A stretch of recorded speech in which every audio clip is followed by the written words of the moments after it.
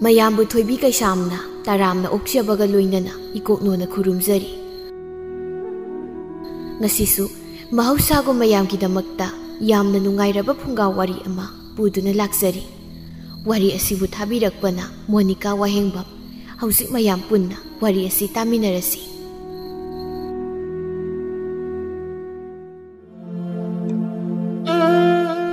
ꯃꯃꯥꯡꯉꯩ ꯃꯇꯝ ꯑꯃꯒꯤ ꯋꯥꯔꯤꯅꯤ꯫ ꯈꯨꯜ ꯑꯃꯗ ꯂꯥꯏꯖ ꯊꯥꯔꯤꯛ ꯍꯥꯏꯅ ꯀꯧꯕ ꯃꯆꯤꯜ ꯃꯅꯥꯎ ꯑꯅꯤ ꯂꯩꯔꯝꯃꯤ꯫ ꯃꯈꯣꯏ ꯑꯅꯤꯒꯤ ꯃꯃꯥ ꯑꯁꯤ ꯃꯔꯝꯆꯠ ꯀꯌꯥ ꯂꯨꯔꯝꯗꯦ꯫ ꯑꯗꯨꯒ ꯃꯈꯣꯏꯒꯤ ꯃꯄꯥꯅ ꯁꯨꯗꯅ ꯐꯝꯖꯥ ꯆꯥꯗꯨꯅ ꯂꯩꯕ ꯄꯥꯝꯂꯝꯃꯤ꯫ ꯊꯥꯔꯤꯛꯅ, "ꯏꯃꯥ, ꯌꯥꯎꯔꯛꯄ ꯀꯦꯔꯤꯁꯤꯕꯨ ꯀꯥꯏꯗ ꯆꯠꯇꯧꯔꯒꯦ?" ꯁꯥꯈꯤꯅ, "ꯀꯔꯤꯅꯣ ꯅꯈꯣꯏ ꯅꯆꯤꯟ ꯅꯅꯥꯎꯅ ꯑꯩꯁꯤꯗ ꯄꯥꯟꯅꯔꯒ ꯂꯩꯔꯤꯕꯁꯤꯕꯣ? ꯍꯥ? ꯏꯃꯥꯁꯤ ꯅꯨꯡꯇꯤꯃꯛꯀꯤ ꯊꯕꯛ ꯆꯠꯂꯦ ꯍꯥꯏꯕꯁꯤ ꯅꯪ ꯈꯪꯂꯤꯕ ꯅꯠꯇ꯭ꯔꯣ?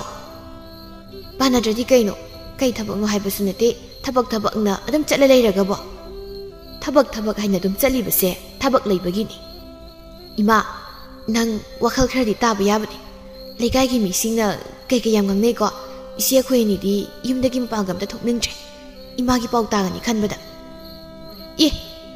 ꯂꯩꯀꯥꯏꯒꯤ ꯃꯤꯁꯤꯡꯅ ꯀꯔꯤ ꯉꯥꯡꯅꯔꯤꯕ? ꯍꯥ? ꯍꯩ, ꯀꯂꯛꯇꯨꯅ ꯉꯥꯡꯅꯔꯤꯕꯅꯤ ꯀꯣ, ꯃꯋꯥ ꯑꯝꯇ ꯂꯧꯔꯨꯅꯨ ꯏꯆꯥꯁꯤꯡꯁꯤꯗꯤ꯫ ꯏꯃꯥꯗꯕꯨ ꯀꯩ ꯑꯍꯦꯟꯕ ꯌꯥꯎꯗꯅ ꯀꯅꯥ ꯀꯂꯛꯇꯣꯏꯕ? ꯍꯣꯏ ꯌꯥꯔꯦꯁꯦ, ꯆꯠꯂꯝꯗꯥꯏꯁꯤꯗ ꯑꯣꯟꯊꯣꯛꯅꯁꯨ ꯉꯥꯡꯅꯈ꯭ꯔꯦ꯫ ꯌꯦꯅꯈꯥꯗꯅꯦ ꯏꯃꯥꯅ ꯐꯤ ꯈꯔ ꯇꯤꯡꯁꯤꯟꯗꯨꯅ ꯊꯅꯝꯕꯅꯤ, ꯅꯆꯦꯅꯔ ꯅꯪꯅꯔ ꯈꯔ ꯁꯨꯗꯣꯛꯑꯝꯃꯨꯀꯣ꯫ ꯆꯠꯅꯤꯡꯃꯟꯗꯅ ꯅꯁꯥꯒꯤ ꯅꯐꯤ ꯅꯔꯣꯜ ꯐꯥꯎꯕ ꯁꯨꯖꯕ ꯅꯪꯗ꯭ꯔꯕꯣ ꯏꯃꯥ? ꯏꯃꯥ, ꯅꯪꯅ ꯅꯥꯜꯂꯤꯁꯤꯅꯅꯦ ꯅꯃꯥꯏ ꯈꯛꯇꯅꯤ꯫ ꯏꯃꯨꯡ ꯃꯅꯨꯡꯀꯥꯁꯤꯗꯤ ꯂꯣꯏꯔꯝꯗꯣꯏꯕ꯫ ꯍꯌꯦꯡ ꯏꯆꯦ ꯑꯩꯈꯣꯏꯅꯤꯅꯅꯦ ꯌꯨꯝꯒ ꯄꯥꯟꯈ꯭ꯔꯗꯤ ꯄꯥꯕꯅ ꯑꯩꯈꯣꯏꯅꯤ ꯂꯩꯍꯧꯗꯣꯏꯁꯦ ꯑꯣꯟꯊꯣꯛꯅꯁꯨ ꯅꯨꯡꯉꯥꯏꯔꯅꯤꯗ꯫ ꯍꯩ, ꯊꯕꯛꯅ ꯌꯥꯗꯕꯒꯤ ꯂꯣꯏꯁꯤꯟꯕ ꯁꯪꯗꯅ ꯇꯧꯔꯤꯕꯅꯤ꯫ ꯑꯗꯣ ꯅꯈꯣꯏꯅꯦ ꯂꯣꯏꯁꯤꯜꯂꯤ, ꯆꯞ ꯃꯥꯟꯅꯩ ꯀꯩꯗꯧꯔꯒꯦ? ꯏꯃꯥꯁꯨ ꯏꯆꯥ ꯂꯩꯁꯥꯕꯤ ꯑꯅꯤ ꯂꯩꯔꯦ ꯍꯥꯏꯗꯅ ꯈꯔ ꯅꯨꯡꯉꯥꯏꯊꯣꯛꯄꯒꯤ ꯋꯥꯅꯤꯅꯦ꯫ ꯏꯃꯥ, ꯊꯦꯡꯅ ꯍꯜꯂꯛꯀꯅꯨꯀꯣ꯫ ꯍꯣꯏ, ꯏꯃꯥ ꯆꯠꯂꯦ, ꯅꯤꯡꯊꯤꯅ ꯂꯩꯃꯤꯟꯅꯔꯝꯃꯨꯀꯣ ꯅꯆꯦꯒ꯫ ꯍꯩ, ꯑꯗꯨꯒꯅꯦ ꯑꯩꯒꯤ ꯃꯣꯟ ꯃꯈꯥꯗꯅꯦ ꯁꯦꯜ ꯊꯅꯝꯕꯅꯤ, ꯅꯪ ꯄꯥꯕ ꯂꯥꯛꯄ ꯀꯥꯟꯗ ꯈꯔ ꯄꯤꯌꯨ꯫ ꯏꯃꯥ ꯆꯠꯂꯦꯀꯣ." ꯑꯩꯈꯣꯏ ꯄꯥꯕꯁꯤꯁꯨ ꯑꯉꯛꯄꯅꯤ꯫ ꯏꯃꯥꯅ ꯆꯠꯂꯤꯕ ꯂꯤꯆꯠꯁꯦ ꯃꯥꯅ ꯈꯔ ꯉꯥꯡꯉꯕꯗꯤ ꯐꯒꯗꯕꯁꯦ ꯀꯩꯝꯇꯁꯨ ꯍꯥꯏꯗꯦ꯫ ꯏꯃꯥꯅ ꯁꯦꯜ ꯈꯔ ꯄꯤꯔꯒ ꯊꯝꯃꯒꯅꯦ ꯑꯗꯨꯝ ꯌꯥꯏꯌꯦꯕ꯫ ꯑꯗꯨꯕꯨꯗꯤ ꯁꯨꯅꯤꯡꯗꯕꯅꯤꯅ ꯀꯩꯕꯨ ꯍꯥꯏꯔꯨꯗꯣꯏꯅꯣ꯫ ꯁꯥꯈꯤꯁꯨ ꯃꯐꯤ ꯅꯥꯟꯅ ꯁꯦꯠꯇꯨꯅ ꯊꯣꯛꯂꯛꯂꯝꯃꯤ꯫ ꯁꯣꯝꯗ ꯇꯣꯝꯕꯁꯨ ꯍꯥꯟꯅꯅ ꯁꯥꯈꯤꯕꯨ ꯊꯣꯛꯂꯛꯄ ꯉꯥꯏꯗꯨꯅ ꯂꯩꯔꯝꯃꯤ꯫ ꯇꯣꯝꯕꯅ, "ꯁꯥꯈꯤ, ꯅꯪꯁꯤ ꯉꯁꯤꯗꯤ ꯑꯣꯟꯊꯣꯛꯅ ꯐꯖꯈ꯭ꯔꯦꯗ. ꯑꯩꯗꯤ ꯌꯦꯡꯕꯒꯤ ꯄꯦꯟꯕꯕꯨ ꯅꯥꯏꯗ꯭ꯔꯦ, ꯃꯤꯐꯝ ꯍꯣꯡꯕ ꯉꯝꯗ꯭ꯔꯦꯕꯣ." ꯇꯁꯦꯡꯅ ꯁꯥꯈꯤ ꯑꯗꯨꯛꯀꯤ ꯃꯇꯤꯛ ꯐꯖꯩ꯫ ꯃꯆꯥ ꯑꯅꯤꯁꯨ ꯃꯃꯥ ꯂꯧꯕꯅ ꯃꯁꯛ ꯌꯥꯝꯅ ꯏꯪꯅ ꯐꯖꯩ꯫ ꯁꯥꯈꯤꯅ, "ꯑꯁꯦꯡꯕꯩꯁꯨ ꯐꯖꯕ꯭ꯔꯥ ꯇꯥ ꯇꯣꯝꯕ? ꯑꯗꯣ ꯐꯅꯦꯛ ꯐꯤꯁꯦ ꯇꯥ ꯇꯣꯝꯕꯅ ꯅꯍꯥꯟ ꯑꯃꯨꯛ ꯑꯩꯉꯣꯟꯗ ꯁꯦꯠꯄꯗ ꯄꯛꯆꯒꯅꯤ ꯍꯥꯏꯗꯨꯅ ꯂꯩꯕꯤꯈꯤꯕꯗꯨꯅꯤ." "ꯅꯪꯒꯤ ꯐꯖꯕ ꯃꯥꯏꯊꯣꯡꯗ ꯐꯤꯖꯦꯠ ꯃꯄꯥꯜ ꯇꯥꯡꯖꯕꯅꯤꯅ꯫ ꯑꯗꯣ ꯅꯪꯕꯨ ꯉꯔꯥꯡ ꯑꯩꯉꯣꯟꯗ ꯁꯦꯜ ꯄꯤꯌꯨꯅ ꯍꯥꯏꯔꯝꯗꯥꯏꯅꯦ?" "ꯍꯣꯏ, ꯑꯗꯣ ꯄꯨꯕꯤꯔꯛꯑꯕꯣ?" "ꯄꯨꯔꯛꯑꯦ. ꯅꯪꯅ ꯍꯥꯏꯔꯒꯕꯨ ꯑꯩꯅ ꯀꯃꯥꯏꯅ ꯄꯨꯔꯣꯏꯗꯣꯏꯅꯣ ꯁꯥꯈꯤ ꯅꯪꯕꯨ? ꯇꯥꯗ ꯅꯪ ꯅꯕꯨꯛ ꯌꯥꯝꯅ ꯐꯩꯀꯣ꯫ ꯅꯪꯒꯤꯅꯦꯕꯨ ꯍꯥꯏꯔꯕ ꯐꯗꯕ ꯑꯃꯠꯇ ꯂꯩꯇꯦ꯫ ꯅꯪꯅ ꯄꯤꯌꯨ ꯍꯥꯏꯕꯗꯅꯦ ꯑꯩꯅ ꯂꯩꯇꯕ ꯇꯟꯖꯥ ꯊꯣꯛꯂꯕꯁꯨ ꯅꯨꯄꯤꯗꯒꯤ ꯁꯅꯥ ꯍꯨꯔꯥꯜꯂꯒ ꯑꯗꯨꯝ ꯄꯤꯔꯛꯏꯗꯨꯅꯤ꯫ ꯑꯗꯨꯅꯕꯨ ꯁꯛ ꯐꯖꯈ꯭ꯔꯕ ꯑꯩꯒ ꯊꯤꯈ꯭ꯔꯕ ꯇꯥꯗꯒ ꯅꯨꯡꯁꯤꯅꯔꯤ ꯅꯠꯇ꯭ꯔꯣ? ꯑꯗꯣ ꯇꯥ ꯇꯣꯝꯕ, ꯑꯩꯒꯤꯁꯨ ꯀꯨꯝꯁꯤ ꯆꯍꯤꯒꯤ ꯂꯥꯏ ꯍꯔꯥꯎꯕ ꯅꯪꯅꯅꯕ ꯁꯅꯥ ꯑꯆꯧꯕ ꯑꯝꯇꯗꯤ ꯁꯥꯕꯤꯕ ꯌꯥꯕꯅꯤꯀꯣ? ꯏꯆꯦꯒꯤꯗ ꯄꯪꯁꯥꯗ ꯁꯥꯏ, ꯑꯩꯒꯤꯗꯤ ꯁꯨꯛꯁꯥ ꯁꯥꯗꯦꯕ." "ꯁꯥꯗꯣꯛꯁꯨ ꯉꯥꯏꯗꯅ, ꯑꯩꯗꯤ ꯅꯍꯥꯟꯅ ꯁꯥꯅꯤꯡꯗꯨꯅꯕꯨ ꯂꯩꯔꯕꯅꯤ, ꯅꯪꯅ ꯍꯥꯏꯔꯛꯄ ꯉꯥꯏꯕ꯫ ꯑꯗꯨꯒ ꯅꯪꯗꯤ ꯁꯨꯡꯍꯥꯏꯁꯨ ꯍꯥꯏꯔꯛꯇꯦ꯫ ꯑꯗꯨ ꯁꯥꯈꯤ, ꯉꯁꯤꯗꯤ ꯑꯩ ꯈꯤꯇꯪ ꯍꯥꯏꯈ꯭ꯔꯒꯦ ꯀꯣ꯫ ꯑꯉꯥꯡ ꯑꯇꯣꯝꯕꯗꯨ ꯃꯁꯥ ꯉꯝꯗ ꯍꯥꯏꯍꯧꯕꯅꯤ, ꯃꯃꯥꯅ ꯍꯥꯏꯍꯧꯋꯦꯕ꯫ ꯑꯗꯨꯗ ꯑꯩꯗꯤ ꯅꯪ ꯎꯅꯤꯡꯃꯟꯈ꯭ꯔꯗꯅ ꯆꯦꯜꯂꯛꯏꯕꯅꯦꯃꯤ." "ꯑꯁ, ꯂꯥꯛꯇ ꯉꯥꯏꯔꯤꯁꯤꯗ꯫ ꯍꯣꯏ, ꯐꯔꯦ, ꯑꯅꯥ ꯑꯌꯦꯛ ꯍꯥꯏꯕꯗꯣ ꯌꯥꯎꯔꯕꯅꯤꯅ ꯍꯜꯂꯨ ꯇꯥ ꯇꯣꯝꯕ, ꯑꯩꯗꯤ ꯄꯣꯠ ꯈꯔ ꯂꯩꯔꯨꯈꯤꯒꯦ ꯑꯗꯨꯒ ꯆꯪꯅꯕ." "ꯐꯔꯦ, ꯑꯗꯣ ꯅꯪꯒꯤ ꯁꯦꯜ ꯍꯥꯏꯕꯗꯨꯅ ꯁꯤ ꯂꯩꯔꯦꯀꯣ? ꯁꯤꯁꯤꯅ ꯅꯪ ꯂꯩꯒꯗꯕꯗꯣ ꯂꯩꯖꯧꯔꯣ, ꯑꯗꯨꯗꯤ ꯑꯩ ꯆꯠꯂꯦꯀꯣ." ꯇꯣꯝꯕ ꯆꯠꯈ꯭ꯔꯤ꯫ ꯁꯥꯈꯤ ꯑꯇꯣꯞꯄ ꯃꯐꯝ ꯑꯃꯗ ꯑꯇꯣꯞꯄ ꯅꯨꯄꯥ ꯑꯃꯒ ꯎꯅꯕ ꯑꯃꯨꯛ ꯆꯠꯂꯝꯃꯤ꯫ ꯆꯥꯎꯊꯣꯏꯅ, "ꯀꯔꯤꯅꯣ ꯃꯁꯤꯒꯤ ꯅꯨꯄꯤꯁꯤꯅ ꯍꯧꯖꯤꯛ ꯐꯥꯎꯕ ꯂꯥꯛꯇ꯭ꯔꯤꯕꯁꯤꯕꯣ? ꯌꯨꯝꯗꯨꯅ ꯃꯔꯣꯜ ꯑꯃ ꯏꯆꯧ ꯂꯪꯍꯧꯕꯅꯦ. ꯑꯩꯅꯗꯤ ꯉꯥ ꯆꯥꯁꯤ ꯉꯥ ꯂꯩꯔꯨꯒꯦ ꯍꯥꯏꯖꯤꯜꯂꯒ ꯊꯣꯛꯂꯛꯏꯅꯦꯕ.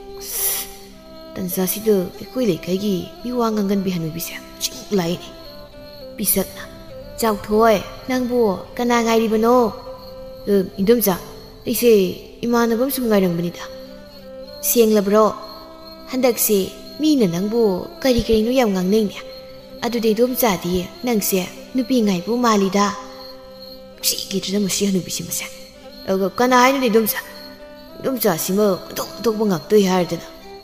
ꯍꯦ ꯅꯇꯨ ꯅꯆꯥ ꯁꯪꯒꯨ ꯑꯃ ꯂꯩꯔꯕ ꯅꯈꯣꯏꯅꯅꯦ ꯑꯗꯨꯒꯨꯝꯕ ꯃꯤꯅ ꯍꯪꯒꯣꯏꯕ ꯁꯥꯖꯠ ꯆꯠꯅꯤꯅ ꯆꯠꯂꯤꯕꯗꯨꯕꯨ ꯅꯃꯥꯏꯗꯨ ꯏꯀꯥꯏꯗ꯭ꯔꯣ ꯅꯆꯥꯁꯤꯡꯅ ꯅꯪꯕꯨ ꯃꯄꯥ ꯑꯃꯅꯤ ꯍꯥꯏꯅ ꯏꯀꯥꯏ ꯈꯨꯝꯅꯕ ꯊꯝꯈꯤꯗ꯭ꯔꯣ ꯏꯟꯗꯣꯝꯆꯥꯁꯦ ꯊꯕꯛ ꯈꯔ ꯂꯩꯕꯤꯗ꯭ꯔꯕꯣ ꯃꯁꯤꯁꯨ ꯑꯩꯒꯤ ꯊꯕꯛꯅꯤꯅꯦ ꯏꯆꯥꯒꯨꯝꯕꯅꯤ ꯅꯈꯣꯏꯁꯦ ꯑꯗꯨꯅ ꯐꯠꯇꯕ ꯇꯧꯔꯛꯄꯗꯨꯗ ꯉꯥꯡꯂꯤꯕꯅꯤ ꯑꯩ ꯆꯠꯂꯤ ꯏꯟꯗꯣꯝꯆꯥ ꯉꯥꯡꯕꯤꯍꯧꯈꯤꯗ꯭ꯔꯣ ꯑꯥꯏ ꯁꯦꯈ꯭ꯔꯦꯅꯦꯍꯦ ꯃꯁꯤ ꯃꯌꯨꯝꯗꯅꯦ ꯃꯇꯨꯗ ꯇꯥꯛꯊꯣꯛꯂꯒ ꯋꯥꯔꯛꯍꯟꯗ꯭ꯔꯕꯗꯤ ꯌꯥꯔꯣꯏꯗꯧꯔꯤ ꯃꯆꯥ 4-5 ꯂꯩꯔꯦ ꯃꯥꯅ ꯅꯨꯄꯤꯒ ꯀꯣꯏꯗꯅ ꯁꯥꯈꯤꯅ ꯀꯩꯅꯣ ꯍꯅꯨꯕꯤꯁꯤꯒ ꯑꯗꯨꯝ ꯃꯟꯁꯤꯟꯅꯔꯒ ꯂꯩꯔꯤꯕꯗꯨꯕꯣ ꯑꯩꯅ ꯉꯥꯏꯔꯤꯕꯒꯁꯦ ꯎꯗ꯭ꯔꯕ ꯎꯏꯍꯦ ꯍꯅꯨꯕꯤꯗꯨ ꯆꯪꯉꯒ ꯑꯃꯨꯛ ꯉꯥꯡꯉ ꯂꯩꯕꯗꯨꯗ ꯄꯠꯍꯦꯛ ꯊꯣꯛꯂꯛꯄꯗꯣ ꯌꯥꯗ ꯇꯧꯔꯤꯅꯤ ꯀꯅꯥꯅꯣ ꯍꯅꯨꯕꯤꯗꯨꯕꯣ ꯃꯁꯛꯀ ꯈꯪꯅꯕ꯭ꯔꯣ ꯑꯩꯈꯣꯏ ꯂꯩꯀꯥꯏꯒꯤ ꯏꯟꯗꯣꯝꯆꯥꯁꯤꯡꯅꯤ ꯑꯗꯣ ꯏꯇꯩꯃ ꯅꯪꯅ ꯉꯁꯤ ꯑꯁꯨꯛ ꯊꯦꯡꯉꯩꯁꯤꯅ ꯀꯩꯒꯤꯅꯣꯕ ꯍꯣꯏ ꯌꯥꯗ ꯇꯧꯔꯤꯅꯤ ꯑꯩꯁꯨ ꯌꯨꯝꯗ ꯊꯕꯛ ꯃꯌꯥꯝ ꯑꯃ ꯇꯧꯔꯝꯕ ꯑꯗꯨꯅꯅꯤ ꯏꯆꯥ ꯂꯩꯁꯥꯕꯤ ꯑꯅꯤ ꯂꯩꯔꯦ ꯍꯥꯏꯗꯨꯕꯨ ꯃꯗꯨꯗ ꯀꯣꯛ ꯇꯧꯍꯜꯂꯨ ꯌꯥꯗ꯭ꯔꯣ ꯊꯕꯛꯁꯤꯡꯗꯣ ꯀꯔꯤꯒꯤ ꯅꯪꯅ ꯑꯃꯨꯛ ꯊꯕꯛꯁꯤꯡꯗꯣ ꯋꯥꯅꯕ ꯇꯧꯔꯤꯅꯣ ꯍꯌꯦꯡ ꯅꯅꯥꯛꯇ ꯂꯩꯔꯤꯕ ꯀꯥꯟꯗ ꯑꯣꯏꯅ ꯐꯝꯆꯥ ꯆꯥꯗꯨꯅ ꯂꯩꯔꯒꯦ ꯊꯕꯛ ꯄꯨꯝꯕꯅ ꯅꯪꯒꯤ ꯅꯨꯄꯤ ꯑꯍꯟꯗꯨꯒ ꯅꯆꯥꯒꯗ ꯁꯨꯍꯜꯂꯒ ꯌꯥꯕ꯭ꯔꯣ ꯌꯥꯏꯅ ꯅꯪꯅ ꯍꯥꯏꯕ ꯈꯨꯗꯤꯡ ꯑꯩꯗꯤ ꯂꯣꯏꯅ ꯌꯥꯏ ꯏꯅꯥꯛꯇ ꯂꯥꯛꯑꯣ ꯍꯥꯏꯔꯤꯕꯅꯦ ꯑꯩꯗꯤ ꯃꯈꯣꯏ ꯑꯅꯤ ꯎꯕꯗ ꯀꯩꯊꯦꯜ ꯐꯝꯕꯤ ꯈꯔꯅ ꯋꯥꯔꯤ ꯇꯧꯔꯤ ꯅꯨꯄꯤ ꯑꯃꯅ ꯃꯁꯤꯒꯤ ꯃꯧ ꯑꯁꯦ ꯑꯣꯟꯊꯣꯛꯅ ꯍꯩꯅꯈꯤꯗ꯭ꯔꯦ ꯅꯨꯄꯥ ꯑꯃꯒ ꯑꯃꯨꯛ ꯒꯥ ꯀꯔꯤꯅꯣ ꯈꯪꯗꯦꯃꯦ ꯁꯦꯜ ꯇꯥꯟꯕ ꯊꯣꯛꯂꯛꯂ ꯃꯈꯣꯏꯗꯤꯅꯦ ꯑꯁꯨꯝꯅ ꯇꯧꯗ꯭ꯔꯕꯗꯤ ꯀꯗꯥꯏꯗꯒꯤ ꯅꯨꯄꯥ ꯐꯪꯅꯤ ꯑꯗꯨꯅ ꯍꯦꯡꯉꯣ ꯇꯧꯔꯤꯕꯅꯤ ꯏꯆꯦ ꯃꯈꯣꯏꯒꯨꯝꯕ ꯃꯌꯥꯝꯁꯤ ꯎꯕꯗꯅꯦ ꯏꯋꯥꯒꯁꯦ ꯌꯨꯝꯗꯒꯤ ꯃꯄꯥꯜꯒ ꯊꯣꯛꯍꯟꯕꯕꯨ ꯀꯤꯔꯦꯗ ꯑꯩꯗꯤ ꯃꯆꯥ ꯃꯋꯥꯒ ꯑꯃꯠꯇ ꯂꯩꯇꯕ꯭ꯔꯥ ꯈꯪꯗꯦꯅꯦ ꯃꯌꯨꯝꯗꯒ ꯃꯥꯅ ꯁꯨꯃꯥꯏꯅ ꯇꯧꯔꯤꯁꯦ ꯈꯪꯗꯕ ꯖꯥꯠꯂ ꯁꯤꯕꯣ ꯈꯪꯉꯝꯅꯤ ꯈꯪꯗꯗꯤ ꯀꯩꯅꯣ ꯃꯆꯥ ꯃꯋꯥꯅ ꯌꯥꯗꯅꯕꯨ ꯃꯄꯥꯟ ꯊꯣꯛꯂꯛꯏꯅꯤ ꯃꯁꯤꯗ ꯁꯦꯜꯗꯤ ꯁꯣꯝ ꯊꯣꯛꯂꯕꯅꯤꯅ ꯃꯌꯨꯝꯒꯤ ꯃꯤꯁꯤꯡꯅꯁꯨ ꯀꯩꯁꯨ ꯍꯥꯏꯗ꯭ꯔꯕꯖꯥꯠꯅꯤꯗ ꯃꯣꯏꯁꯦ ꯁꯣꯝꯗ ꯁꯥꯈꯤꯒꯤ ꯌꯨꯝꯗꯅꯤ ꯃꯄꯨꯔꯣꯏꯕ ꯀꯦꯁꯣꯗꯨ ꯃꯆꯥꯁꯤꯡꯕꯨ ꯀꯧꯔꯤ ꯂꯥꯏꯖ ꯊꯥꯔꯤꯛ ꯅꯈꯣꯏꯕꯨ ꯇꯥꯕ꯭ꯔꯅꯦ ꯂꯥꯏꯖꯅ ꯇꯥꯔꯦ ꯄꯥꯕ ꯀꯩ ꯍꯥꯏꯒꯦ ꯅꯃꯥꯗꯨꯕꯨ ꯁꯦꯜ ꯄꯤꯔꯝꯗ꯭ꯔꯣ ꯑꯩꯅ ꯁꯦꯜ ꯄꯤꯔꯝꯃꯣꯅ ꯍꯥꯏꯈꯤꯕꯅꯤꯅꯦ ꯏꯃꯥꯅ ꯃꯥꯒꯤ ꯃꯣꯟ ꯃꯈꯥꯗ ꯊꯅꯝꯃꯦꯅ ꯍꯥꯏꯔꯝꯕꯅꯤ ꯊꯥꯔꯤꯛꯇ ꯉꯁꯥꯏ ꯍꯥꯏꯈꯤꯕꯅꯤ ꯐꯔꯦ ꯀꯩꯗꯧꯔꯤꯕꯅꯣ ꯅꯪꯕꯨ ꯊꯥꯔꯤꯛꯇꯤ ꯀꯗꯥꯏ ꯆꯠꯈ꯭ꯔꯦ ꯆꯥꯛꯀ ꯊꯣꯡꯂꯕ꯭ꯔꯣ ꯊꯥꯔꯤꯛ ꯆꯥꯛ ꯊꯣꯡꯂꯤ ꯑꯗꯨ ꯄꯥꯕ ꯅꯪꯁꯨ ꯏꯃꯥꯅ ꯅꯨꯡꯇꯤꯒꯤ ꯆꯠꯂꯤꯕꯁꯦ ꯈꯔ ꯉꯥꯡꯕꯗꯤ ꯐꯕꯅꯤ ꯄꯥꯕꯗꯤ ꯁꯨꯛꯉꯥꯡ ꯉꯥꯡꯗꯦ ꯅꯃꯥꯅ ꯆꯠꯄꯁꯤꯅꯅꯤꯅꯦ ꯁꯦꯜ ꯄꯨꯔꯛꯇꯨꯅ ꯑꯩꯈꯣꯏꯅ ꯆꯥꯔꯤꯕꯁꯦ ꯃꯁꯤ ꯑꯩꯈꯣꯏꯅ ꯉꯥꯡꯕꯗꯒꯤ ꯆꯠꯇ꯭ꯔꯒꯗꯤ ꯆꯔꯥ ꯍꯦꯜꯂꯒ ꯁꯤꯒꯗꯧꯔꯤꯕꯅꯤꯅꯦ ꯑꯩꯈꯣꯏꯁꯦ ꯄꯥꯕ ꯏꯃꯥꯅ ꯊꯕꯛ ꯆꯠꯂꯤꯕꯁꯦ ꯑꯐꯕ ꯊꯕꯛꯇꯤ ꯃꯥꯟꯗꯦ ꯏꯃꯥꯅ ꯆꯠꯇ꯭ꯔꯕꯁꯨ ꯊꯥꯔꯤꯛ ꯑꯩꯈꯣꯏꯅꯤꯁꯨ ꯐꯤ ꯁꯥꯔꯤ ꯁꯦꯜ ꯈꯔ ꯑꯗꯨꯝ ꯊꯣꯛꯏ ꯃꯁꯤꯗ ꯄꯥꯕꯅ ꯊꯕꯛ ꯈꯔ ꯁꯨꯔꯒ ꯏꯃꯨꯡꯁꯤꯗꯤ ꯂꯥꯏꯅ ꯑꯗꯨꯝ ꯄꯨꯕ ꯉꯝꯅꯤꯅ ꯍꯅꯨꯔꯕ ꯑꯩꯅ ꯊꯕꯛ ꯆꯠꯄ ꯍꯥꯏꯕꯁꯦ ꯅꯨꯡꯉꯥꯏꯕ ꯊꯕꯛ ꯅꯠꯇꯦꯅꯦ ꯅꯨꯄꯤꯅ ꯑꯩꯈꯣꯏꯅ ꯈꯪꯗꯕꯅꯤꯅ ꯊꯕꯛ ꯆꯠꯂꯨꯗ ꯄꯪꯍꯥꯏꯗ ꯍꯥꯏꯕꯒꯤ ꯋꯥꯅꯤ ꯊꯕꯛ ꯋꯥꯅ ꯆꯠꯀꯗꯕꯒꯤ ꯁꯔꯨꯛ ꯅꯃꯥꯅ ꯇꯥꯜꯂꯛꯇꯨꯅ ꯆꯥꯕꯁꯤꯅ ꯍꯦꯟꯅ ꯐꯠꯇ꯭ꯔꯣ ꯑꯩꯈꯣꯏ ꯄꯥꯕꯒꯤ ꯀꯣꯛꯁꯤꯁꯨ ꯑꯉꯛꯄꯅꯤ ꯑꯋꯣꯏꯕ ꯁꯤꯅꯗꯤ ꯑꯗꯨꯝ ꯏꯃꯨꯡꯁꯦ ꯃꯤꯒꯤ ꯃꯤꯅꯣꯛꯅꯐꯝ ꯑꯣꯏꯕ ꯇꯥꯕ ꯑꯩꯈꯣꯏ ꯄꯥꯕꯒꯤ ꯃꯥꯒꯅ ꯏꯀꯥꯏꯔꯕꯁꯨ ꯑꯩꯈꯣꯏꯗꯤ ꯏꯀꯥꯏ ꯑꯂꯩꯀꯥꯏ ꯃꯃꯥꯡꯁꯤꯗ ꯌꯥꯔꯦ ꯇꯧꯗꯧꯕ ꯅꯊꯧꯗꯣ ꯇꯧꯔꯨꯔꯣ ꯑꯩ ꯈꯔ ꯊꯦꯡꯅꯍꯜꯂꯛꯀꯅꯤ ꯀꯣ ꯅꯆꯤꯟ ꯅꯅꯥꯎ ꯅꯤꯡꯊꯤꯅ ꯂꯩꯔꯝꯃꯨ ꯅꯨꯡꯉꯥꯏꯔꯦ ꯀꯩꯅꯣ ꯏꯃꯥꯒꯤ ꯏꯄꯥꯒꯅꯦ ꯇꯧꯔꯤꯁꯤꯅ ꯁꯥ ꯉꯥꯛꯇ ꯆꯥꯕꯦꯛ ꯃꯥꯟꯅꯩ ꯃꯅꯥꯎꯅꯨꯄꯤ ꯊꯥꯔꯤꯛꯅ ꯏꯆꯦ ꯃꯣꯏꯒꯤ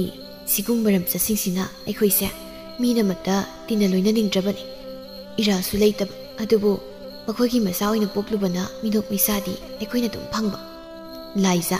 ꯃꯈꯣꯏ ꯈꯨꯜꯗꯒꯤ ꯇꯣꯝꯄꯣꯛ ꯀꯧꯕ ꯅꯨꯄꯥ ꯑꯃꯒ ꯅꯨꯡꯁꯤꯅꯖꯕꯅꯤ ꯇꯣꯝꯄꯣꯛ ꯁꯦꯜ ꯄꯥꯏꯕ ꯋꯥꯠꯇ ꯄꯥꯗꯕ ꯏꯃꯨꯡꯒꯤ ꯃꯆꯥꯅꯤ ꯇꯣꯝꯄꯣꯛꯀꯤ ꯃꯃꯥꯅ ꯂꯥꯏꯖꯕꯨ ꯄꯥꯝꯗꯦ ꯏꯕꯦꯆꯧꯕꯤꯅ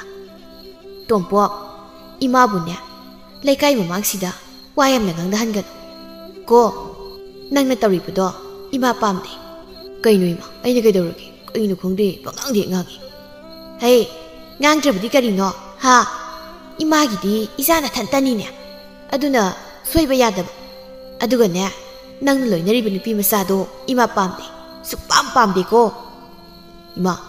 sel pai bi nupi lawraga hayeng ima pabagi seba tawningu sarukpudi imini khong uba sel pai jadrabasu mabuk phaba nupi si oina lawna phatro sel pai pai da baki na tenya ima na hari base lai za hari bi nupi sigi mama do nang karama nupi no haiba khangli bu natro ha maram se du khidraba adoima masa sidi kashu tawdedana mama na adugumili chatu sajarso ibungo nupi lawdringai da mama hana yengu hainabam su leibani ko nang madu khang mama pagi maram chatto magi I haibase khara makhaidi adam lawra dawni ai khangre dai ma gangam to tasilaktre isu kare agi dam no khangre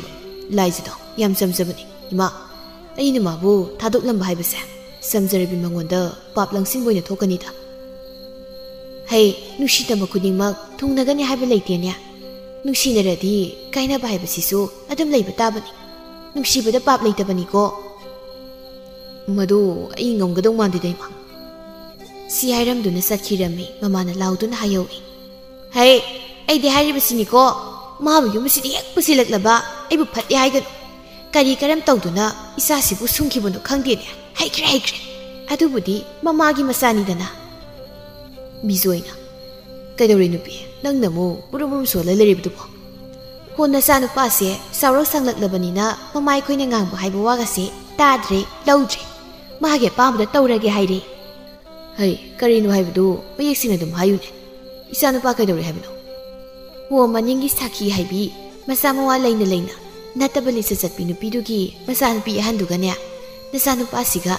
mari leini hairibase makoi mapadi kari ta khambidabro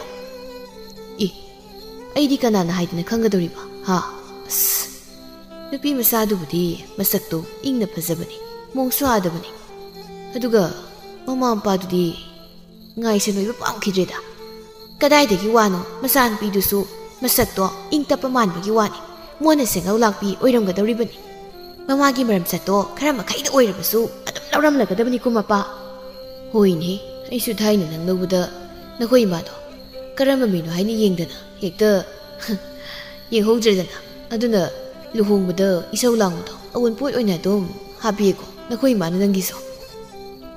asa taning de danupa hanu thangsida karan turan I kana bane wayam ngangkat phagi tawunida ngehak noksina adu mama aigidi isagi pamada yamna kan yetpadi kaya pamdebo maga lemina zagadabani magi pamado adum khanjabana phatro aisu atai oiram labadi kaisu yetloi ado masigi nupi masasidi su ame pamjade mapa isa tu poksya mathantani haying nupi sina mamagi sajatwa lawro matamduda isan oigadabado makoi mapasu amukta khanduna yengbiyo ha khangdreda ungthokna koksa tawri base karomdagi haisinduna thengnawribano khangdeda ngasisu sakhiga tombaga unari sakhina ta tomba nungsanaga morol ama sabani asaidagibu kari tawraga leiribano khangde wani ngawrok kusugase ngangsangange haiba nangairi ngaida oibema isu nungsa maraksida senjena laklibani nangna isau tawrambani na khangaba tawdradi kaino asu kuina ngai halagabu kana haunage haibani sibo kuina ngai bagisu rene khangna adum hakoni kaidawrage phajabisidi pai phajakai saurini kain tawribudo aidi ngawreko khangjari bungo natatu tawranu amo sakia asidi kaino namaiga to amta kiraktradi ha kaidawre nasagam jabunang bo ta tomba nangi wang sidi thamoi ga sepe thareida nongmata aigi nupa nanya adugu wahangse amuktasu hangbiraktre adubu ngasidi ta tomba hangbiri nupa mane haiduna kaida satli kari sari kari tawri haidana hana yengbiraktrabadi nupi na pan tholakpa haibase hauna sana tabrane mage haibu sil mangona sil watana piba si khaktani saki aisu nangi nupani kaino miyam khangde haibu khaktani aduna ai nanglibasidi se ang thairose nangbu nasaga ngamtrabo kaidawragi nangbo ta tomba isa ngamdaba natida kena pot leibagi seldo leitraba aduna keraktribani is adugi oire aidi pau pakhatluredana adu ngasai nengonda hayu yadro phare phare seldo ai pirage hayeng makhaidi kirega lao nangi maithongda asum ta makhai kebado yam pakseiba tombagi nupi lata imungdagi areba kon makhai langthorai tombana nupi isaudo sumna lako ko kona reba makhai loine de langthorak kusibu nati masibu kana hangnagi nangbu kari hangnabali sa chatke ha nangna hangnadabali sa chatpagini aina su hangnadaba sam tawra ibase nasana khak nasana gyan taw pili kari nangna sam isau lam pamisibo ha na tu dairaba nasa mari dairaba nangna hausipu nupi koiba sakpa matam ha nangna satpa sajatpu aina khangoina khalibra kanana mu kay hen pau tamsilagi ha mina ngangda pangtari ta thajaraga swai rang sagalakanu ko kari rang sagat ha minna uraba sibu aran mane haigi hairibra kari noni masini pisibo nangna dumana tawgada boirabadini kaidobagi ai lobirami ha ai imamna sakini ye nangina pi atomido pusilagane nasa sangutara siga nungai leisaho nungaina ngasine sum phagi dagi nupi gala fudaragani ko phuo takoda pina phu hat kya rabu hatopi nupi de sopa natu nasa laina migi matu pama na galami na kadabi sarupudi nya ai sijaki budane sarup jame na phai ai sijaki ge somna sakhi gi yumdani kesona sakhi kadai gi sildi sija leiri nangbu karangan halakpa yadabro ha aina saidagi nangaibada sidawrabadine sel piramaga saki boirabdi mu phaba selgi dama aibu halakpa wana ngaibiramiba nupa nangsi onthongdasu nungsikreda aigidi nungsidaba karisu khanjade selse masibda watanaba adum piro sidani aito ehe ahingalakadau mande keso zwar sanaba chatlibani zwar sanabana magi mathawni yumda sagani tungani khangda makai asumna tum tawduna lei sakina onthokna su phakreda aigi nupa nangse aina ngasi miyangi tinsi nafam oiribase nangna oihenbani nasagi da khanba nangnani aduba hausikti phatte khanglabasu ai handokpa ngamtri hena phataba lambisida ikhongase singsinduna pubiri nongmatasu nangi nupini haibagi minungsi kala khambanba amatasu yawdraba nangni aduga karigi aina ngasi phawba nangi nanakta aduma lengdana leiriba nangnasu karigi aibo oktabini chatlu haina tanthorachriba pumnamak selgi ngaktani nangnaibu tandabasu selgini aina oktabini chatbasu selgi laizana ima chakloiri chanaba tawrasira amuk chatpa thengkini hoi charasi nanaw nupidi chak yeuribani ima nang nasa khoi ki kemda khandrabo aikhoi migi mangdiam ikai ko imai hekpema noina marol amane ngang du de tawrage hek leiredana lawse chak zawrasi kanade laisa tompo ka unari ta tompo ngasi unari basina aikhoi ni ge roibo oirasi ayu hana ta tompo na tholo hairasu thoglaron kainu laisa nangna nganglibudu ha nushibasiu phagiro nate aina nang nushiribasibu phagir haibanida nusining matamda nusiba yaba tokning matamda hekta toknaba yaba oina khalurabo ta tompo nakhogi halsingna aibu pamde haiba ai khangi aduna ima pabana pamba lambiduda ta tompo aduk chapikro taning de ko laisa ai saunaba waisungang lakano nang moigalami nagadam nate nangi puksel aina khanglibusidi adugum lo wado nang matung haigana ko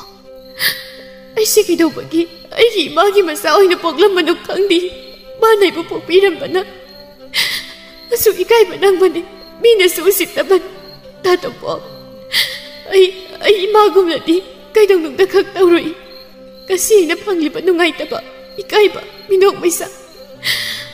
ai gi madamgi kanana su pangaloi laisa se adum lai ganu ba ai nungai ti nangi dama ai leiri basidi ai nangi dama punsi su pelep kani ngasisu laisiga tharikadu lambida thoraklami nupi amana nakoina sinanabu kadai satke haibano tharikna inama kaithel thogi tawbani kai leruge hainune noibo laizana mana masing khara sum yenglusira haidana thoklambani inama nakoigi bu leina ben sanga leiribrane nakoina man nutigi satlibado adum puraga halaktabro tharikna kaino inama gi watadubo kai haininglibano nati nakoi ni su leisabi phare nakoi na mana salibli chat adubu noiba karimta haidrabo khara su hayune masa muwa leitabu sunati moigu mayam se mayam ma leidana aikoi nupa na ganya yumdagi apan thokki haibaga amata yadrabani aikoi se inama imagi wadi imada dum haibiyo aikoi da hairakanu noibu magi masa natro namadun salibli chatto nakoi si yari boire bema punsi se yam lubani ko sia khaktan yadam matam haiba masu leibani lekai si le mi sing sina nya nakoi bu kana no si piram doino nahan su nakoi na mabo hoida to poki mama do lakto na kari kari yam haira me dai nya tharikna inama madu nei na thokai su leite masya aikoi gi mungi wari masi namana khuting jing thokte laizana tharik yai lao lao ba mi mani kai jai ba si chalis lao ba icha masi gi moksa masi si thugai ga phagadabani miyamu site masya masi pu masya ima phata biduna thokai pangak tani malang bana idema ngasi de khoi sela sidana ima na mopu silo na khangbulak pangam jabani is nangbu aigi da maglek pangam ladranya hayeng ai bu nakoi da puraga nakoi ma hoina mamoi pangam loi kai na hairaga na khamdowa adu oiraga na nangi nupa do hatoga nakoi do ina leira loridana nangsia kire wa ngangde ngangadana adu malangba pakhang nangna leisabi koi gi haidradana ma oi oina koiri sibu hausikangi leisabi sing sibu idai madongna sabhan murti maithong phajaba amta siyaw siyawdana aina ngawjabadi idai makhaktani malangba aidi nangsia yam ngawjeida nangi nupa thokbo wangangduna su hena nanata singsingbagum tawi ado nangi sahisia aigi isa nupi ahanga manarangado maliko chahi managera hanira hausi deise makhoigi mapaton oirasidi adubudi summi saki mangol da phamduna mage semli aduga masinda su soli ta tomba nangsu inakta laki jene ko adu boy kidi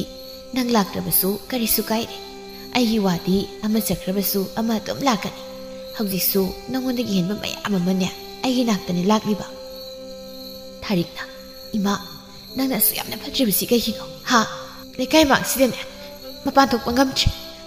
ima gi wari mayam sida ekhoi mapan thok pangam chi ma hey aingonda hairakan ko aingonda noina takadaba nate noi da phaunya apha apha buna pa ammamda nawa nai ko aduda nakoi bunya miyamna dam izat tawbirakani ima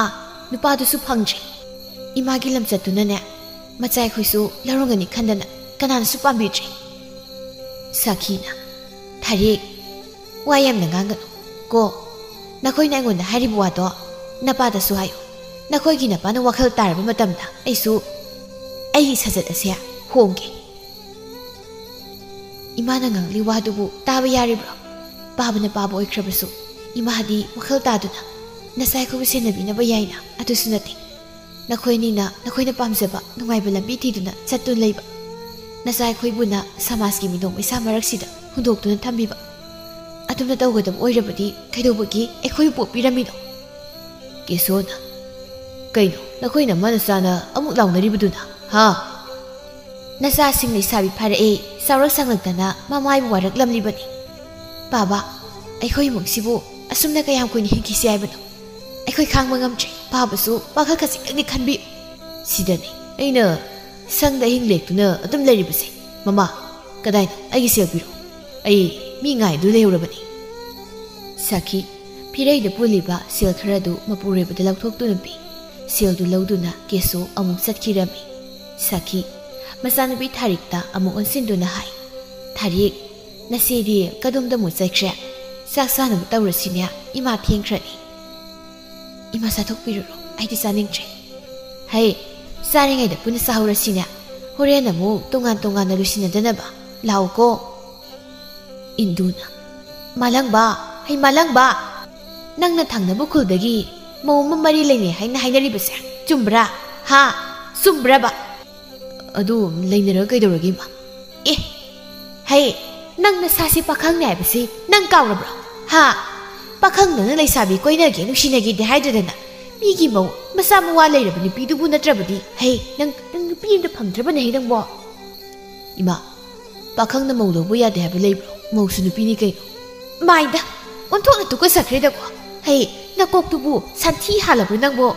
nupi dusu karama nupi no ne masa mawa leirab makoina migi masa pakhang sia amuk mangnam silibasi ba makoi gu mayam sinane nupi oibi khunai sia mingja thialabani ima nang nupi dugi masakto he ubada mawni haibo kaw khupazadi taning deni he mamai si kai gi de haidini aidi haribasini ko bawada yumsi pusilaklaba isai sijagi tabani yeng ko nang yeng madam kharagi matungni nungmai tha thajadana laijatu tompokta sen khirami tompokki mama ibi saubidi masana laija puduna lakpaduda yamna penjaramde mapa mama na haiba ngangba lawdaba indam machanabu kaya mapom macha oidoi mapunsigi nungaiba sungamoi to oyare ni mama nangwa karigi tokpano makoi bu sangnu yoglaliba mama pai khoi asu wani yoglaliba aikoi nyadaba pamdaba siguma thabusi tawnabra magi phatanabra aikhoina mangonda hariba laibakta tamlamlabane haiduna khanba tabani ni mama to imau sine taraga nungairoi ni nangwa kanagi imau ha kanagi imau noba kadai imong leite aigidi nya isaga amata leite ida seasoning le ko ida seasoning haribasi yare da mama nangse wama khang tong ta khreda se handok pa yare da khongpham ni ne hauji pu aikhoina pam dai duna nupi masa sibu thindok luba yare bro asida thoktana ba aina hana mangsauna na hairabane ba ha hairabana traba aina mana isa mama ne hana khalabadi mama aina ngamu ase tagadabani adubo khangje mama ingondagi lamlan misinane magi wani hena lumna khale bama lamlan misine hele nangang hauruko nangang hauro aisa taningje nang ngangli mayam do kana dabdo koksa no silakano taningoye aina ngangwadi ne kana tani taningoy ai de ipam dara kada dom lejar khage dai ai ni sasakrage hey hanu thangsi nang mawsibu tapam sasakraga kana na ko bulak tawrige ha tong nupi nang dani ko amu halak pai kai gadaba ko halak na banati ye aina sa tawri base punsi su palai jakrage aigi su ibungi pa lai na khoi gi sida wam da lawi da mafam sida nya ai lai janing dre kari na musi nupi si ko masa nu pa si sauraga ai ngoda musi lai si ko som da imung dani tompok na laisa ai khoi ma na ngal le base nang kai taru nu ko ta tompok ai na si me le lai rage ai khoi ma se ngangni ngang khangdabani ngangda ngangmani aduna nang saungba ko tato bo ayum dan chora koinu laisa nang na haidu nang aibu nusidrabo nang adumna nataba khal khangano aina nangi damak leblibasidi tato bo ai kari hai ka tapano khangchi aina mara moiraga imana tato bo yang warautre ngaki sawu ngangjari se khalai adu bharadamani laisa nangi buksel aina khangmagum imanasu nangi buksel khanglaku mikupta soidana nangbulak sinbigani mathangi namitani bizoina negai ahal ahunga loinaduna laizagi yumda paw haidokpa chatlami laizagi mapana thinbiraklanu nakhoina thokpa tawro haina hairaklammi sakhidi mapurebagi waduda yaningde adubu mapurebadu ngangnam sunya yakhitre sakhina imagi laisa nang imabudi soidana warauramgani ko isaga nongmatasu sini maini tanaduna mikup amatasu isaga puna laiminaba phangde aduga hausikna nangi punsigi khwaidagi luba khongthang ama thanglamdaisida mama bapa leisada macha amako amu inthokpini imagi laija nangi mabu warauganu ko nasigi samasa sida mama amani haibada khwaidagi matik chadaba mama ama oirabani aisi Saki Masana mayum pale haidunasu magi lamchati ahongba leite. Mahak malangbaga adumak haujisu khangnari. Idema angang sele habdudi kamdore.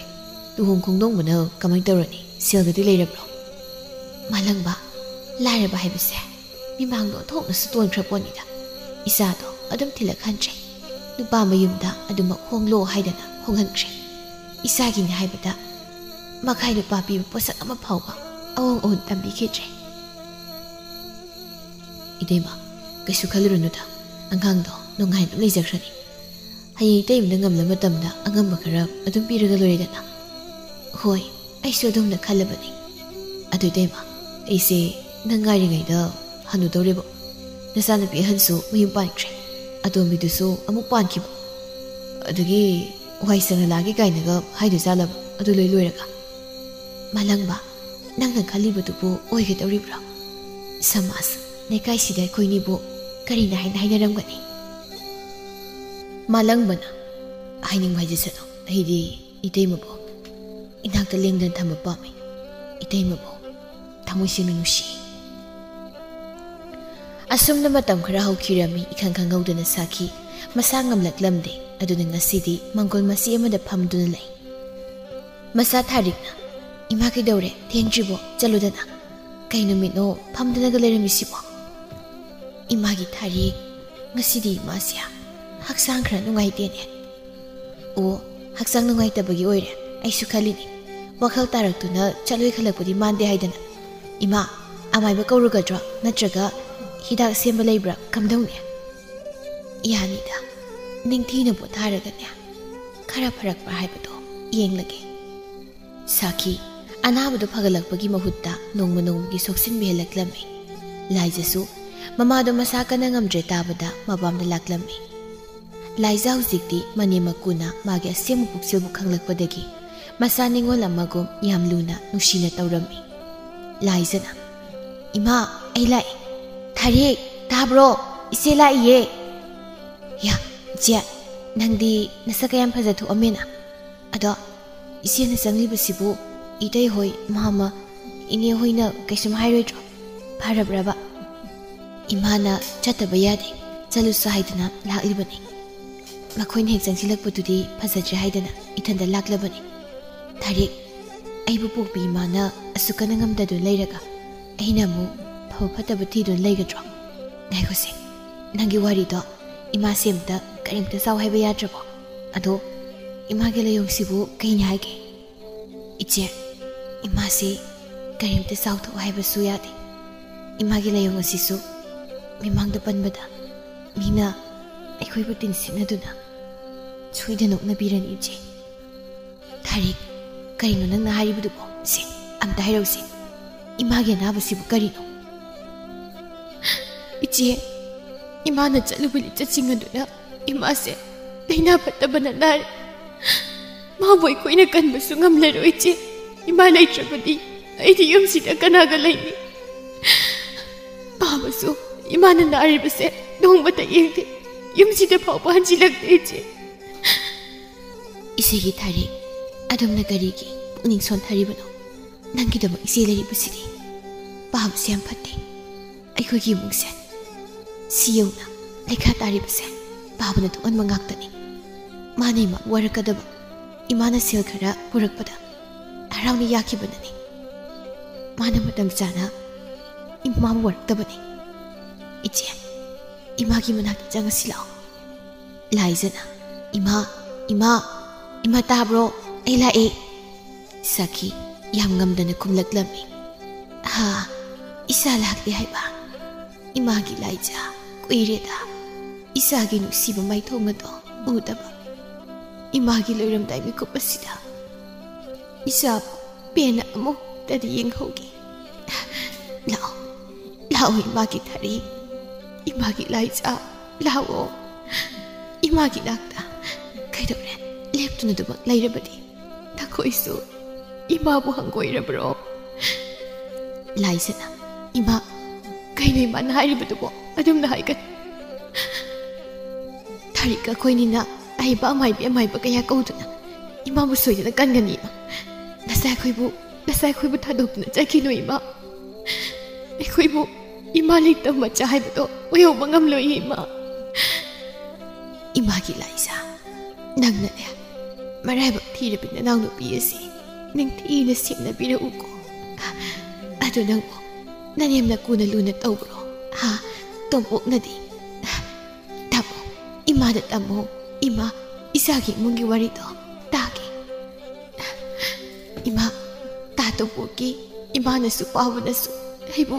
ꯃꯆꯥꯅꯤ ꯑꯣꯜꯂꯝꯃꯒꯨꯝ ꯂꯨꯅ ꯇꯧꯕꯤꯌꯦ ꯏꯃꯥ ꯑꯗꯨꯒ ꯇꯥ ꯇꯣꯝꯄꯣꯛꯅꯁꯨ ꯑꯩꯕꯨ ꯌꯥꯝ ꯂꯨꯅ ꯇꯧꯕꯤ ꯑꯗꯨꯒꯅꯤ ꯏꯃꯥ ꯉꯁꯤ ꯑꯩꯅ ꯌꯨꯝꯗ ꯂꯥꯛꯂꯤꯕꯁꯦ ꯇꯥ ꯇꯣꯝꯄꯣꯛꯀꯤ ꯏꯃꯥꯒ ꯄꯥꯕꯒꯅ ꯃꯈꯣꯏꯁꯨ ꯌꯨꯝꯁꯤꯗ ꯏꯃꯥꯒꯤ ꯑꯅꯥꯕꯗꯣ ꯍꯪꯕ ꯂꯥꯛꯀꯦ ꯏꯃꯥꯅ ꯌꯥꯔꯕ꯭ꯔꯥ ꯍꯪꯉꯧ ꯍꯥꯏꯅ ꯃꯣꯏꯅꯁꯨ ꯍꯪꯉꯛꯏ ꯏꯃꯥ ꯃꯆꯥꯅꯨꯄꯤꯒꯤ ꯋꯥꯗꯨ ꯇꯥꯕꯗ ꯁꯥꯈꯤ ꯅꯣꯛꯐꯦꯠ ꯇꯧꯏ ꯏꯆꯥꯅ ꯅꯨꯡꯉꯥꯏꯅ ꯂꯩ ꯇꯥꯕꯗ ꯏꯃꯥꯅ ꯀꯌꯥꯗ ꯅꯨꯡꯉꯥꯏꯔꯤꯕ ꯑꯗꯨꯕꯨ ꯏꯃꯥꯁꯦ ꯏꯆꯥ ꯇꯣꯝꯕꯤꯁꯤꯒꯤ ꯈꯟꯕꯗ ꯑꯣꯟꯊꯣꯛꯅ ꯋꯥꯔꯦꯗꯀꯣ ꯊꯥꯔꯤꯛꯅ ꯏꯃꯥ ꯅꯪ ꯑꯁꯨꯝꯅ ꯍꯥꯟꯅ ꯋꯥꯈꯜ ꯇꯥꯗ꯭ꯔꯤꯕ ꯀꯔꯤꯒꯤꯅꯣ ꯍꯥ ꯅꯪ ꯅꯥꯕ ꯐꯔꯣ ꯅꯆꯥꯕꯨ ꯑꯃꯨꯛꯇ ꯅꯨꯡꯁꯤꯅ ꯅꯥꯎꯀꯣꯟꯕꯤꯔꯝꯈꯣ ꯏꯃꯥ ꯑꯩꯒꯤꯁꯨ ꯏꯃꯥꯒꯤ ꯃꯐꯝꯗ ꯇꯝꯖꯅꯤꯡꯕ ꯋꯥ ꯃꯌꯥꯝ ꯑꯃ ꯂꯩꯔꯤꯌꯦ ꯏꯃꯥ ꯅꯪ ꯑꯩꯒꯤ ꯋꯥꯔꯤꯁꯤ ꯇꯥꯔꯔꯣꯏꯗ꯭ꯔꯣ ꯏꯃꯥ 이마기 다리 이마기 라이사 나라이버 티이바 나타나 사루 오이라바 나코이 아니 이마기 마람나 나코이부 미노 메사 kaya masupanghan nakoy ani imabu araw kaduko ima nangi babado amuk tadi uningida mahaku udana aibu atu magjat patarabro laisana ima nangadam na kanu ay baba kaurugi ima nang tarik layram ko ima si Airam dun Laisa kung lay tuna Chien Kirami. Laisa na mapakauraga halagpadadi magi tawa yawda bagsang du tamak pamuatak aduda yata dun layrami. Machani du penda na ningamdaba kaya duga loynana tingtha du nagkapni. Numin adugi numidang adu magtada kiso sutungkibadagi adu mahugalakidri. Laisa madi tarik hauzikti mamampa laytaba machahay badu oyrami ibe sawbina. Tarik Imagi Laisa nakoy nibu kapatok lo niya si Saki ga kesoga gi mathaw mangam loidri phawba aikoy punna niya yum masida laiminaraga niya loiraba kanda nasiyaga aikoy punna amuk laiminaraga loiredana bizoyna isasa kaplanu to masi miyoyba aikoygidi hawna sani puklaklabadi nongma natraga nongmadi aikoy pumba loina sigadoribani ahana kona haibagi wani ni Ibe sawina aduni kaplano nasado loina sokpatari imagi Laisa jaksi jakom umum sana tawsilao sajabadi haye ima babagi mathaw mangamdo yawba ngamloi tawribani sango namaga khara saminaro thari changone nangso mamasu karamagi arang phomga amukta unarukhigi hoi mama si Airam duna bizoisu satkirami tharikna iche nang sinaraybo yam phai ko ithai su yam nu phai inega mama ga su yam phai isigi thari nang su khangli bu natro ta tu bu ki mama na hana haibo bangki da bado atubu aina tha moi sena thapok taw bana imana aibo nuksi birak bani mingonda bu lalu trabadi ai khoi nong budi soidana nongai rakhini asumna saki amadi kesogi karmasu loikirami thariksu Matomta laybadi yadabanina masige mayumda makoy puna layminarami. Tompok na su tharikpu magi pokminaba masalamugumna yamna luna nuksina tawbirami. Ibe sawbi amadi bizoy na su masaningol amagum luna nuksina tawbiduna makoy puna nungay na laykirami.